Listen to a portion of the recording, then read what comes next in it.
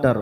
For example ఒక సేవకుడు, ఒక సేవకురాలు భక్తి జీవితాన్ని కలిగి ఉన్నారు, మోకాళ్ళ అనుభవాన్ని కలిగి ఉన్నారు, ప్రార్థన జీవితాన్ని కలిగి ఉన్నారు.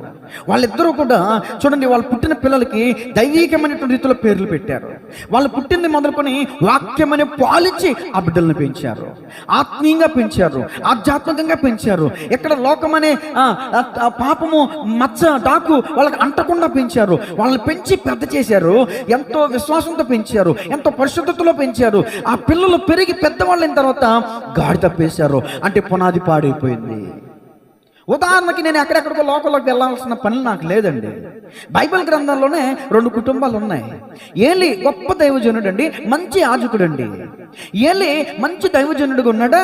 ఆ దైవజనుడు కడుపున పుట్టిన పిల్లలు హొఫ్నీ, ఫినెహాస్ అండి. వీళ్ళిద్దరూ యాజకులుగా ఉన్నారండి. తండ్రి తర్వాత యాజకత్వం చేయాల్సినటువంటి వారండి. తండ్రి తర్వాత ఆ భక్తి కొనసాగించవలసిన